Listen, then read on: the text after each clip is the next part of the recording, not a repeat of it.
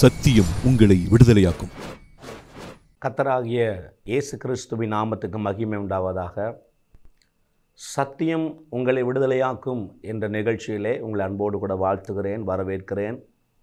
கர்த்தருடைய நாமம் மகிமைப்படுவதாக. இன்றைக்கு ஒரு சத்தியத்தை நாம் அறிந்து கொள்வோம். ஓசியாவின் புஸ்தகம் 4வது அதிகாரம் 6வது வசனம் சொல்லுகிறது, என் ஜனங்கள் அறிவில்லாமையினால் சங்காரமாகிறார்கள். ஏசாயா 5:13 சொல்லுகிறது, என் ஜனங்கள் அறிவில்லாமையினால் சிறைப்பட்டு போகிறார்கள். ஆண்டவர் இயேசு சொன்னார் யோவான் 8:32, சத்தியத்தையும் அறிவீர்கள், சத்தியம் உங்களை விடுதலையாக்கும் என்று சொன்னார். ஆகவே தான் வேதத்திலிருந்து சத்தியத்தை நாம் ஒவ்வொரு முறையும் கற்றுக்கொண்டிருக்கிறோம். இன்றைக்கும் கர்த்தர் நம்மோடு கூட பேசுவாராக. மத்தேயு எழுதின சுவிசேஷம் 6வது அதிகாரம் 33வது வசனம் நம்ம எல்லாருக்கும் நன்றாக தெரியும். முதலாவது தேவனுடைய ராஜ்யத்தையும் அவருடைய நீதியும் தேடுங்கள், அப்பொழுது இவைகள் எல்லாம் உங்களுக்கு கூட கொடுக்கப்படும். ஆண்டவராக இயேசு கிறிஸ்து அவர் பண்ணின முதல் பிரசங்கம், கோல்டன் செர்மன் என்று அழைக்கப்படுகிற அந்த மலை பிரசங்கத்திலே ஒவ்வொரு முத்தான சத்தியங்களை ஆண்டவர் இயேசு போதித்ததை அறிந்திருக்கிறோம். அதில் மிக முக்கியமான ஒன்று, முதலாவது தேவனுடைய ராஜ்யத்தின் நீதியும் தேடுங்கள், அப்போது இவைகளெல்லாம் நமக்கு கூட கொடுக்கப்படும் என்று வாசிக்கிறோம்.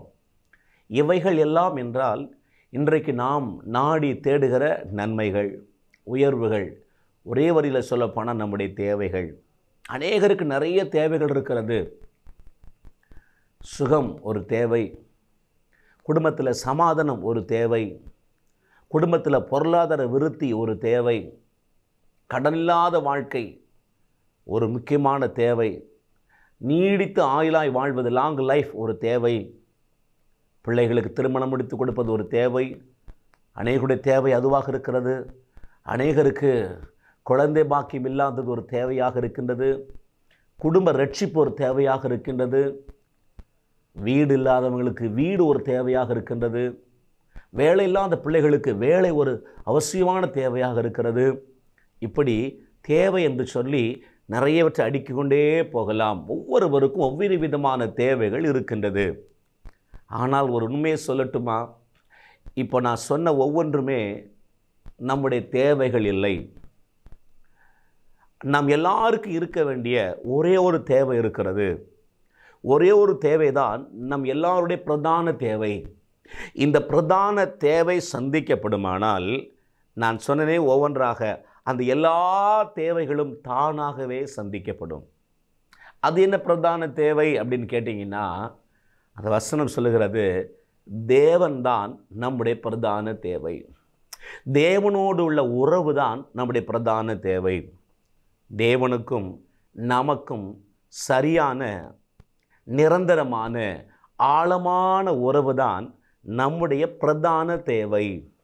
இந்த தேவை சந்திக்கப்பட்டு விடுமானால் நம்முடைய வாழ்க்கையில், ஒவ்வொருடைய வாழ்க்கையில் மற்ற எல்லா தேவை என்று சொன்னமே ஒவ்வொன்றாக அது எல்லாம் தானாகவே வீட்டு கதவை தட்டும் என்பதை திட்டமாக தெரிந்து கொள்ளுங்கள். ஹோட்டலுக்கு சாப்பிட செல்கின்றோம். ஹோட்டலில் போய் இட்லி ஆர்டர் பண்ணிட்டோம் அப்படின்னா சட்னியும் சாம்பார் தானாக இலைக்கு வந்துடும். அது இலவசம். புரிந்ததா உங்களுக்கு? இட்லி இலையில் வந்தால் போதும், சட்னி சாம்பார் இலவசம், தானாக வந்துடும். அந்த இட்லி என்ன தெரியுமா? நமக்கும் தேவனுக்கும் உள்ள உறவு, நமக்கும் தேவனுக்கும் இடையே உள்ள ஆழமான உறவு. முதலாவது தேவனுக்கு கொடுக்கிற ஒரு வாழ்வு, முதலாவது தேவனை மையமாக வைக்கிற வாழ்வு. அன்பு தேவ ஜனமே, அநேகர் தேவனோடு உறவை விட்டு விட்டார்கள். தேவனை தேடுவதில் குறைந்து போய்விட்டார்கள். ஏதோ வாரத்தில் ஒரு நாள் ஞாயிற்றுக்கிழமை தேவனை தேடுவது தான் தேவனை தேடுவது நினைத்து கொண்டிருக்கிறார்கள். இல்லை, Christianity is not a religion. Christianity is a relationship. இது ஒரு உறவாக இருக்கின்றது. தகப்பன் பிள்ளை உறவு. 24 மணி நேரமும் ஒவ்வொரு தேவ பிள்ளைகளுக்கும் தேவனோடு சரியான நிரந்தரமான ஆழமான உறவு இருக்க வேண்டும். அந்த உறவில் வளர்ந்து கொண்டே இருக்க வேண்டும். இருந்தால் நான் சொன்னேனே, சட்னி சாம்பார், அதான் சுகம், பலன், பாதுகாப்பு, ஐஸ்வர்யம், உயர்வு, மேன்மை, வேலை, குழந்தை, திருமணம் தானாக தேடி வரும். கிருபை, வல்லமை, வரங்கள் தானாக வெளிப்பட ஆரம்பித்து விடும். ஆகவே ஒன்றை உங்கள் சிந்தையில் ஆழமாய் பதிய வைக்க விரும்புகிறேன். நமக்கு தேவை என்று சொல்வோமானால் ஒன்றே ஒன்றுதான் தேவை, அது தேவன். தேவனாகிய தேவை ஒவ்வொருடைய வாழ்விலும் சந்திக்கப்பட்டு விட்டால், அதாவது தேவனோடு சரியான நிரந்தரமான ஆழமான உறவில் வளர்ந்து வளர வளர வளர வாஞ்சிப்போமானால், வளர வளர மற்ற எல்லா தேவைகளும், ஆண்டவர் சொன்னார் இயேசு கிறிஸ்து, இவைகள் எல்லாம் தானா நம்மை தேடி வர ஆரம்பித்து விடும் என்பதை திட்டமாக தெரிந்து கொள்ளுங்கள். ஆனால் இன்றைக்கு இருக்கிற தேவ ஜனங்கள் அநேகர் பார்த்தீங்கன்னா தேவனை ஓரம் வைத்து விட்டார்கள், தொழிலை முன்னாடி கொண்டு வைத்து விட்டார்கள், குடும்பத்தை முன்னாடி வைத்து விட்டார்கள், பிள்ளைகளை முன்னாடி வைத்து விட்டார்கள். இதுதான் அவங்களுக்கு பிரதானமாக இருக்கிறது. பெயரளவிலே ஆண்டவரை தேடுகிற கூட்டம் தான் பெருகி கொண்டிருக்கிறது. நீங்கள் எந்த கூட்டமாக இருக்கின்றீர்கள் என்பதை யோசித்து பாருங்கள். ஆண்டவராகிய தேவன் வானத்தையும் பூமியையும் மறுபடியும் சிருஷ்டித்தார். அந்த சிருஷ்டிப்பிலிருந்து ஒரு சத்தியத்தை இன்றைக்கு நாம் கற்றுக்கொள்ளப் போகிறோம். ஒவ்வொரு நாளும் சிருஷ்டிக்கும் பொழுது ஒவ்வொன்றை பார்த்தும் உண்டாக கடவுது என்ற வார்த்தையினாலே அனைத்தையும் உண்டாக்கினார். உண்டாக கடவுது என்ற வார்த்தையிலே எல்லாவற்றையும் உண்டாக்கினார். ஆனால் கனிதரு விருட்சங்களை உண்டாக்கும்போது, குறிப்பாக வெளிச்சம் உண்டாக கடவுது என்றால் வெளிச்சம் வந்துடுச்சு, ஆகாய்விரி உண்டாக கடவுது என்று சொன்னார் வந்துடுச்சு. இப்படி டைரக்டாக உண்டாக கடவுது என்ற வார்த்தையினால் எல்லாவற்றையும் உண்டாக்கினார். ஆனால் கனிதரு விருட்சங்களை உண்டாக்கும்போது நேரடியாக மரங்கள், கனித விருட்சங்கள் உண்டாக கடவுது என்று சொல்லாமல் பூமியை பார்த்து பேசினார், மண்ணை பார்த்து பேசினார். பூமியானது தங்கள் ஜாதிகளின்படியே விதைகளை முளைப்பிக்கும் விருட்சங்களை உண்டாக கடவுது என்றார். ஏன் மரத்தை பார்த்து பேசாமல், டைரக்டாக பேசாமல் மண்ணை பார்த்து பேசினா தெரியுமா? ஒவ்வொரு மரத்தினுடைய ரியல் நீடு, பிரைமரி நீடு, முக்கியமான ஒரு தேவை என்ன தெரியுமா? மண்ணோடு அது இசைந்திருக்க வேண்டும். மரத்துக்கு நிறைய தேவைகள் இருக்கின்றது. தண்ணீர் பாய்ச்ச வேண்டும், உரம் வைக்க வேண்டும், கிளை நறுக்க வேண்டும், பராமரிக்க வேண்டும். இவைகளெல்லாம் நிறைய தேவைகளாக இருந்தாலும் பிரதான தேவை என்ன தெரியுமா? மண்ணோடு ஒட்டி கொண்டு இருக்க வேண்டும். பூமியில் மரம் என்ன செய்யணும்?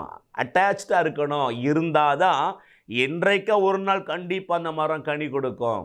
அதனால தான் ஒவ்வொரு மரத்திற்கும் ஆதாரம், ரியல் நீடு, பிரதான தேவை மண் என்பதை அறிந்ததுனால மண்ணை பார்த்து பேசினார். ஒன்றை உங்களுக்கு சொல்ல விரும்புகிறேன், மண் இல்லையானால் மரம் இல்லை, மண் இல்லையானால் மரம் இல்லை. ரெண்டாவதாக அந்த வரிசையில் எல்லாவற்றையும் உண்டாக கடவுது என்ற வார்த்தையில் உண்டாக்கி கொண்டு வரும் பொழுது சமுத்திரத்தில் வாழ்கிற மச்சங்களை ஆண்டு உண்டாக்கினார். அப்பவும் டைரக்டாக மீன்கள் உண்டாக கடவுது என்று சொல்லாமல், மீனை பார்த்து பேசாமல் தண்ணியை பார்த்து பேசினார். ஜலமானது திரளாய் சமுத்திரத்தின் மச்சங்களை ஜெனிப்பிக்க கடவுது என்றார். ஏன் தெரியுமா? ஒவ்வொரு மீனுக்கும் நிறைய தேவை இருக்குது. ஆக்சிஜன் தேவை, ஒவ்வொரு வேளையும் ஆகாரம் தேவை. ஆனால் அது முக்கியம், அது ரியல் நீடு இல்லை, அது முக்கியமான தேவை அல்ல. தண்ணியில் கிடக்கணும். தண்ணி தான் ஒவ்வொரு மீனுக்கும் முக்கிய தேவை. மண் இல்லையானால் மரம் இல்லை, தண்ணீர் இல்லையானால் மீன் இல்லை. ஒருவேளை மீன் சொல்லுது, ஐயா நான் ரொம்ப நாள் உள்ளே உட்காந்து போர் அடிச்சிச்சு, ஆனால் ஒரு 5 நிமிஷம் கரைக்கு வர்றேன்னு சொல்லி தண்ணி விட்டு கரைக்கு வருவோமானால் மீன்கள் நிலைமை என்ன ஆகும் உங்களுக்கு தெரியும். சில சொல்கிறீங்க செத்து விடும் என்று சொல்லி, சாகாது, துடித்து சாகும். ஸோ மரத்தை பார்த்து பேசாமல் மண்ணை பார்த்து பேசினார், மீனை பார்த்து பேசாமல் தண்ணி பார்த்து பேசினார். இந்த வரிசையிலே மனிதனை உருவாக்கினார். மனிதனை உருவாக்கும்போது எதை பார்த்து பேசினார் அல்லது யாரை பார்த்து பேசினார் என்று சொன்னால், பிதா, குமாரன், பரிசுத்த ஆவியானவர் மூவரும் இணைந்து தனக்குத்தானே தங்களுக்கு தாங்களே பேசினார்கள். நமது சாயலாக நமது ரூபத்தின்படி மனிதனை உண்டாக்குவோமாக. ஆதியாகமம் 1 அதிகாரம் 26, 27, 28 படித்து பாருங்கள். நமது சாயலாக நமது ரூபத்தின்படி மனிதனை உண்டாக்குவோமாக. ஏன் மனிதனை பார்த்து பேசாமல் தன்னை பார்த்து பேசினார்? உங்களுக்கு அநேகருக்கு புரிந்திருக்கும். ஏன் மரத்தை பார்த்து பேசாமல் மண்ணை பார்த்து பேசினார்? மண் இல்லையானால் மரம் இல்லை. ஏன் மீனை பார்த்து பேசாமல் தண்ணீரை பார்த்து பேசினார்? தண்ணீர் இல்லையானால் மீன்கள் இல்லை. ஏன் மனிதனை பார்த்து பேசாமல் தன்னை பார்த்து பேசினார்? தேவன் இல்லையானால் மனிதன் இல்லை. ஒவ்வொரு மரத்துக்கும் மிக முக்கியமான ஒரு தேவை மண், ஒவ்வொரு மீனுக்கும் மிக முக்கியமான தேவை தண்ணீர், ஒவ்வொரு மனிதனுக்கும் ஒவ்வொரு தேவ பிள்ளைக்கு தேவை தேவன், தேவனோட உறவு. ஏதோ மாமியார் வீட்டுக்கு போகிற மாதிரி ஞாயிற்றுக்கிழமை மட்டும் போயிட்டு வர்றவங்க வாழ்க்கையில் முன்னேற்றம் வராது. தேவைகள் மற்றவர்கள் சந்திக்கப்படாது. ஏதோ கடமைக்காக தேவனை தேடுவது அல்ல. பல மணி நேரம் தேவ சமூகத்தில் அமர்ந்திருக்க வேண்டும். அதை விட மிக முக்கியமான ஒன்று 24 மணி நேரமும் தேவனோடு சஞ்சரிக்கிற வாழ்வு. நம்ம வீட்டில் உள்ள லைட்டு பிரகாசமாக எரியுது. வீட்டில் லைட் சுவிட்சை போட்டால் லைட் எரியுது, பிரகாசமாக இருக்குது. இருளுக்கு அங்கே அதிகாரம் இல்லை, பயங்கர வெளிச்சமாக இருக்குது. இதுக்கு என்ன காரணம் நினைக்கிறீங்க? என்ன காரணம்? கரண்ட் இருக்கணும், சுவிட்சை போடணும். இல்லை செகண்டரி, பிரைமரி என்ன தெரியுமா? உற்பத்தி செய்கிற இடத்துலேருந்து வெளிச்சம் கொடுக்குற அந்த விளக்கு வரைக்கும் கனெக்ஷன் கரெக்டாக இருக்கணும். ஆமாம், கனெக்ஷன் எங்கேயாவது கட் ஆயிடுச்சுன்னா வீடு வெளிச்சமாக இருக்கிறது ஆட்டோமேட்டிக்காக இருளாயிரும். ஆனால் கனெக்ஷன் சரியாக இருந்தால் ஆட்டோமேட்டிக்காக இருள் வெளியே போயிடும். தேவைகள் எல்லாம் தானாகவே தேடி வர ஆரம்பிக்கும். மிக முக்கியமான ஒரு தேவை தேவன் என்பதை திட்டமாக தெரிந்து கொள்ளுங்கள். அன்பு தேவ ஜனமே, சத்தியம்தான் உங்களை விடுதலையாக்கும்.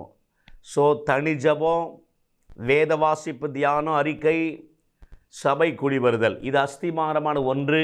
நமக்கும் தேவனுக்குள்ள உறவை கட்டுவதற்கு இது நாளுக்கு நாள் அதிகரிக்க வேண்டும்.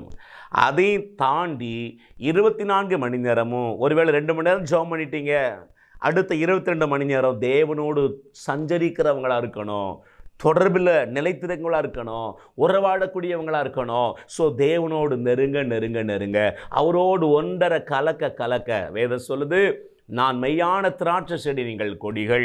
ஒருவன் என்னிலும் நான் அவனிலும் நிலைத்திருந்தால் அவன் மிகுந்த கனிகளை கொடுப்பான், மிகுந்த கனிகளை கொடுப்பான். சுகம் என்ற கனி, பாதுகாப்பு என்ற கனி, சமாதானம் என்ற கனி, பொருளாதார செழிப்பு என்ற கனி, கிருபை என்ற கனி, வரங்கள் என்ற கனி, வல்லமை என்ற கனி, இதெல்லாம் ஆட்டோமேட்டிக்காக வெளிப்பட ஆரம்பித்துவிடும். ஆகவே அன்பு தேவ ஜனமே, தேவனோடுள்ள உறவை சீர்தூக்கி பாருங்கள். ஒருவேளை இயேசு அறியாமல் யாராக இந்த வார்த்தை கேட்டுட்டு இருந்தீங்கன்னா, அந்த இயேசுவுக்கு வாழ்க்கையை ஒப்பு கொடுத்து பாருங்க, அவரை தேடி பாருங்க. வெளிச்சம் வரும்போது இருள் ஆட்டோமேட்டிக்காக வெளியே போய்விடும். ஸோ தேவனுக்கும் உங்களுக்கும் உள்ள உறவு அதிகரிக்க தீர்மானியுங்கள். நம்முடைய ஒரே ஒரு தேவை தேவன்தான். தேவன், அதாவது இட்லி இலையில் வருமானால் சட்னி சாம்பார் அத்தனை தேடி வந்துவிடும். தேவனை தேட தேட அவரோடு உள்ள உறவு அதிகரிக்க அதிகரிக்க மற்ற எல்லாம் நம்மை தேடி வர ஆரம்பித்து விடும். ஆகவே தேவை என்றால் ஒன்றே ஒன்றுதான், அது தேவன். தேவன் தான் நம்முடைய தேவை. ஸோ அவரோடு உறவு நிரந்தரமாக ஆழமாக சரியான உறவில் வளர வளர அத்தனை வீட்டு கதவை தட்டும். இந்த சத்தியத்தின்படி வாழ அர்ப்பணியுங்கள். கர்த்தர் உங்களை ஆசீர்வதிப்பாராக. கண்களை மூடி ஜெபிப்போம். கிருபை நிறைந்த அன்பு தகப்பனே, கர்த்தராகிய இயேசுவின் நாமத்தில் உம்மை துதிக்கிறேன்ப்பா. இந்த நாளில் ஆண்டவரே, சத்தியத்தை அறிவீர்கள், சத்திய விடுதலையாக்கும் என்று வாசிக்கிறோம். ஆண்டவரே, ஒவ்வொருடைய தேவையும் நீங்கள் தான்ப்பா. ஆண்டவரே, நீங்கள் தான் ஒவ்வொருடைய தேவை என்பதை தியானித்தோம். ஒவ்வொரு தேவ பிள்ளைகளும் உம்மோடுல உறவில் நாளுக்கு நாள் வளர வளர வளர அந்த உறவில் நிலைத்திருந்து சரியான நிரந்தரமான ஆழமான உறவில் வளர்ந்து வெற்றியுள்ள, கனியுள்ள, மேன்மையான, உயர்வுள்ள நல்ல வாழ்க்கை வாழ அனுகிரகம் செய்யுங்க. கிருபை கூட இருக்கட்டும். இயேசுவின் நாமத்தில் பிதாவே, ஆமேன் ஆமேன். God bless you. கர்த்தர் உங்களை ஆசீர்வதிப்பாராக. ஆமேன். Pastor S. ராஜேஷ், இயேசுவின் இரத்தக்கோட்டை, நல்ல சமாரியன் ஐக்கிய ஊழியங்கள், 15/272/1, பெரிய செல்வம் நகர், தாளமுத்து நகர் பகுதி, சிலுவைப்பட்டி, தூத்துக்குடி.